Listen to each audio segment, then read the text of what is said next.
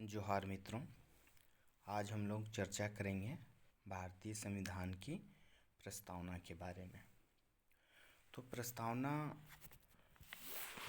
संविधान का कुंजी कहा जाता है और प्रस्तावना जो है सबसे पहले 13 दिसंबर 1946 ईस्वी को पंडित जवाहरलाल नेहरू जी के द्वारा इसका पेश किया गया था।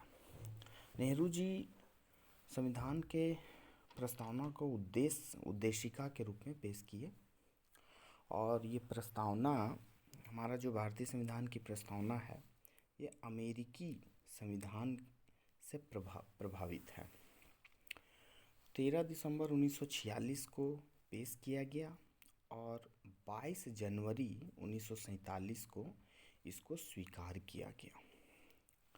तो आइए हम लोग पढ़ते हैं प्रस्तावना में आखिर लिखा क्या है।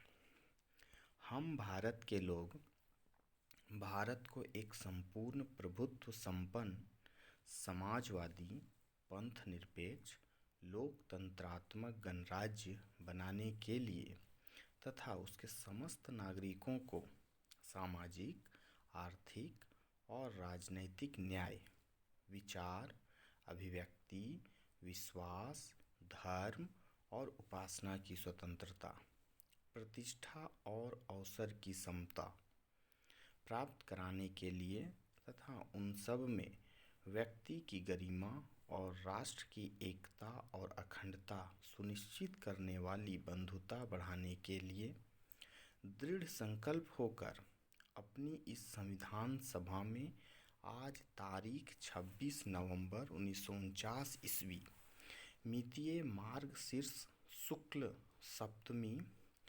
2006 विक्रम संवत को एतद द्वारा इस संविधान को अंगीकृत, अधिनियमित और आत्मार्पित करते हैं।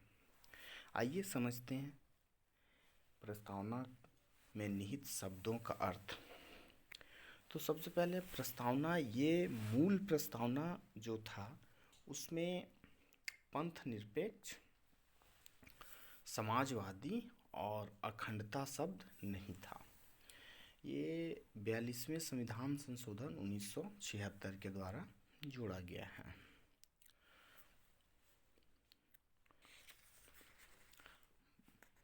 भारतीय संविधान का प्रस्तावना में शुरुआत जो होता है we the people of India, यानी कि हम भारत के लोग। तो ये जो प्रस्तावना में इसका मतलब होता है कि संविधान के शक्ति का जो स्रोत है उसका वर्णन है, जिसमें स्पष्ट कहा गया है कि हम भारत के लोग, यानी कि संविधान का निर्माण किए। कौन किया निर्माण? तो हम भारत के लोग संविधान के निर्माण किए हैं तथा उसे स्वयं स्वीकार किया। ठीक है, हम भारत के लोग का अभिप्राय भारत के वयस्क मतदाता कौन? तो जो 18 वर्ष की आयु पूरे कर चुके हैं। ठीक है, तो यानी कि भारतीय संविधान का स्रोत भारतीय नागरिक हैं। तो हम भारत के लोग का मतलब हो गया संपूर्ण भारत के नागरिक।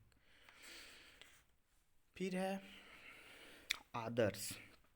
आदर्श हम कह सकते हैं जो संविधान का उद्देशिका या प्रस्तावना का जो आदर्श है, तो इसमें क्या है? तो भारतीय संविधान का जो दर्शन का उल्लेख है, तो इसमें मूलभूत आदर्श जो है, जैसे कि डॉक्टर अंबेडकर जी बोले थे कि स्वतंत्रता के पश्चात भारत में राजनीतिक लोकतंत्र की स्थापना हो चुकी है और संविधान का मूलभूत उद्देश्य सामाजिक एवं आर्थिक लोकतंत्र को स्थापित करना है। ठीक है, वहीं ग्रैनविल ऑस्टिन क्या कहते हैं कि भारतीय संविधान मूलतः सामाजिक क्रांति का दस्तावेज है। भारतीय संविधान मूलतः सामाजिक क्रांति का दस्तावेज है। कौन कहते हैं ये बात? ये बात कहते हैं ग्रैनविल ऑस्टिन। तो भारतीय संविधान की जो प्रस्तावना में हम भारत के लोग देख लिए। अब चलते हैं संपूर्ण प्रभुत्व संपन्न। संपूर्ण प्रभुत्व संपन्न का मतलब क्या होता है? संपूर्ण प्रभुत्व संपन्न का मतलब ये होता है कि हम जो हैं कि हम कोई भी चीज़, अगर कोई भी निर्णय लेते हैं तो उसके लिए हम स्वतंत्र हैं। किसी बाहरी राष्ट्र हमारे ऊपर दबाव नहीं डाल सकता है। जैसे कि भारत जब गुलाम था, औपनिवेशिक काल में था, तो उसमें भारत निर्णय नहीं ले सकता था। उसमें ब्रिटिश साम्राज्य का आधिपत्य था, वो जैसा चाहती वैसा ही भारत को निर्णय लेना था। तो जब स्वतंत्र हो गया भारत, तो हमारे ऊपर विदेशी शासन खत्म हो गया, तो हम अपना निर्णय खुद से ले सकते हैं। ठीक है, तो ये हो गया संपूर्ण प्रभुत्व संपन्न। आते हैं अब समाजवादी। तो समाजवादी का मतलब क्या हुआ? तो समाजवादी जो है, तो अभी तो हम लोग चर्चा किए कि समाजवादी, पंथ निरपेक्ष और अखंडता शब्द 42वें संविधान संशोधन 1976 के द्वारा जोड़ा गया। तो 42वें संविधान संशोधन, ध्यान होगा कि सरदार स्वर्ण सिंह समिति के सिफारिश पर पूरा 42वें संविधान संशोधन हुआ था। तो समाजवाद का अर्थ इसमें संविधान में स्पष्ट नहीं किया गया है। 1955 ईस्वी में इसको स्पष्ट करते हुए जो है सो कांग्रेस के आवाड़ी अधिवेशन हुआ था 1955 में। उसमें कहा गया था कि समाजवाद का आशय सभी लोगों को जीवन की मतलब न्यूनतम सुविधाएं प्रदान करना, अवसर की समानता, समाज में शोषण और विभेद को समाप्त करते हुए जो समाज के समाजवादी ढांचे है उसको निर्माण करना। प्रधानमंत्री इंदिरा गांधी बोली थी समाजवाद के बारे में कि हमारा समाजवाद का एक अलग रूप है, हमारा समाजवाद का एक अलग रूप है। कौन बोल रही हैं? इंदिरा गांधी जी, जो सोवियत संघ से अलग है। ठीक है, भारत में राष्ट्रीयकरण तभी किया जाएगा जब आवश्यकता होगा। केवल राष्ट्रीयकरण हमारे समाजवाद का अभिप्राय नहीं है। प्रोफेसर केटी शाह जो हैं संविधान के सदस्य थे, केटी शाह, वो प्रस्तावना में जो समाजवाद शब्द है उसको जोड़ने का आग्रह किए थे, लेकिन अंबेडकर साहब इसको अस्वीकार कर दिए। और समाजवाद अंबेडकर साहब के अनुसार बोला गया था कि जो समाजवाद है भारतीय संविधान में अंतर्निहित है। बाद में 42वें संविधान संशोधन द्वारा जोड़ा गया। ठीक है, हो गया। अब आते हैं हम लोग पंथ निरपेक्ष। पंथ निरपेक्ष का मतलब क्या होता है? जैसे कि हम लोग आमतौर पे इसको कह देते हैं धर्म निरपेक्ष। तो धर्म हमारा ड्यूटी हो जाता है, तो ड्यूटी से निरपेक्ष कोई नहीं हो सकता है। तो इसलिए इसमें पंथ निरपेक्ष का उल्लेख किया गया। पंथ जैसे पंथ मजहब से होता है कि यानी कि भारत का राष्ट्रीय पंथ कोई नहीं है, वह सभी पंथ को समान संरक्षण देगी, या किसी भी एक पंथ को जो है बढ़ावा नहीं और एक पंथ को मतलब कि नकारात्मक नहीं, सभी को बराबर। भारत के नागरिकों को कोई भी पंथ धर्म अपनाने का स्वतंत्रता है।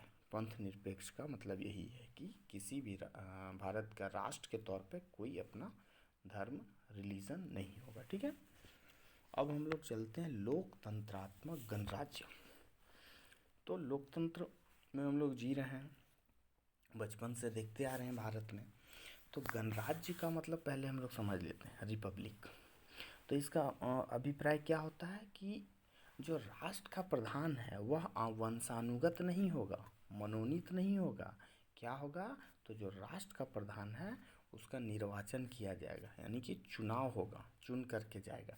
तो भारत के जो राष्ट्र के प्रधान होते हैं राष्ट्रपति, तो उनका चुनाव होता है और अप्रत्यक्ष रूप से चुनाव होता है जिसमें विधायक और सांसद लोग वोट देते हैं। तो लोकतंत्र ये गणतंत्र का सीधा सीधी मतलब होता है कि जो राष्ट्र का प्रमुख होते हैं वह किसी वंशानुगत या किसी के द्वारा नियुक्त नहीं होंगे, उनका चुनाव होगा, निर्वाचित होंगे। ठीक है, तो उसको गणतंत्र बोलते हैं। अब हम लोग आते हैं लोकतंत्र। लोकतंत्र का मतलब हमारा जैसे भारत का लोकतंत्र है जिसमें सभी को आज़ादी होता है बोलने का, वोट देने का, डेमोक्रेसी। ठीक है, अब हम लोग आते हैं किसमें? तो यहाँ दे रहा है भारत के नागरिकों को न्याय। तो कितने प्रकार का न्याय है? सामाजिक न्याय, आर्थिक न्याय, राजनीतिक न्याय। ठीक है, तो अब हम लोग देखिए सामाजिक न्याय का मतलब क्या हो गया? Social justice. तो सोशल जस्टिस का मतलब क्या होता है कि जैसे कि जब भारत आज़ाद नहीं हुआ था तो पहले समाज में बहुत ज़्यादा भेदभाव हुआ करता था। ठीक है, तो उस चीज़ को समाप्त करना। सामाजिक प्रतिष्ठा स्थापित करना, हर व्यक्ति को समान रूप से समाज में प्रतिष्ठा, आर्थिक इकोनॉमिक मतलब कि जब पैसा कौड़ी नहीं रहेगा, कोई बहुत अमीर है कोई बहुत गरीब है, तो इस चीज़ को दूर करना, ठीक है। राजनीतिक न्याय तो भारत में बहुत ज़्यादा है, सबसे ज़्यादा है, क्योंकि 21 वर्ष के उम्र के बाद कोई भी पंचायत के चुनाव लड़ सकता है, 25 वर्ष के उम्र के बाद कोई भी विधायक का चुनाव लड़ सकता है, संसद का चुनाव लड़ सकता है। तो ये हो गया राजनीतिक अन्याय। फिर आता है स्वतंत्रता। क्या चीज़ का? विचार, अभिव्यक्ति, विश्वास, धर्म और उपासना की स्वतंत्रता। तो विचार, जैसे कि हम अपना विचार प्रकट कर सकते हैं, ठीक है, हम अपना विचार रख सकते हैं, ये मेरी स्वतंत्रता है। अनुच्छेद 19 में भी इसका उल्लेख है।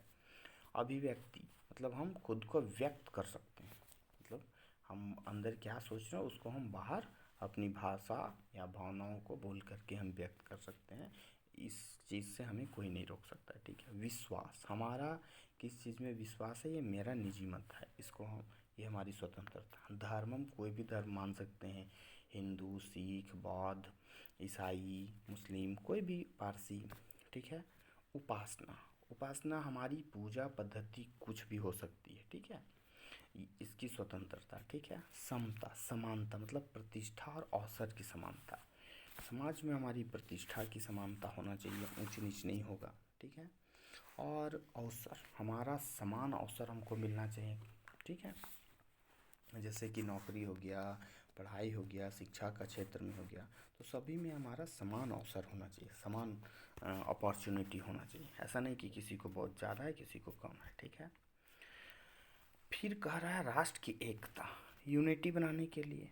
सब कोई जान रहे हैं कि जब देश आज़ाद हुआ था 1947, उससे पहले हमारा 552 रियासत में बटा हुआ था, तो उन सभी को एक सूत्र में बांधने का काम हमारे आयरन मैन सरदार वल्लभ भाई पटेल किए थे। तो उस एकता को बनाए रखने, अखंडता सुनिश्चित करनी। अखंडता मतलब कि भारत बहुत एक नहीं था ना, तो उसको अखंड रूप से नहीं था भारत, तो हमारी जो अखंडता है, जैसे कि भाषा के आधार पर कोई भारत टूटे ना, क्षेत्र के आधार पे टूटे ना, नस्ल के आधार पे, तो हमारा डाइवर्सिटी इन यूनिटी है, जो हमारा विविधता में एकता हमारा देश है, तो उस चीज़ को बनाए रखना, अखंडता, ठीक है।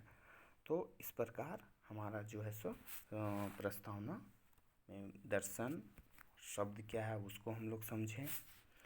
कुछ और शब्द है उसको हम लोग थोड़ा क्लियर कर लेते हैं, जैसे बंधुता की चर्चा किया गया ना। तो बंधुता का मतलब क्या होता है? तो बंधुता का मतलब होता है कि सभी नागरिकों में बंधुता की भावना का विकास और व्यक्ति की गरिमा के साथ राष्ट्र की एकता अखंडता की रक्षा करना, ये प्रस्तावना का मूल ध्येय है कि ब्रदरहुड, भाईचारगी की भावना, ठीक है।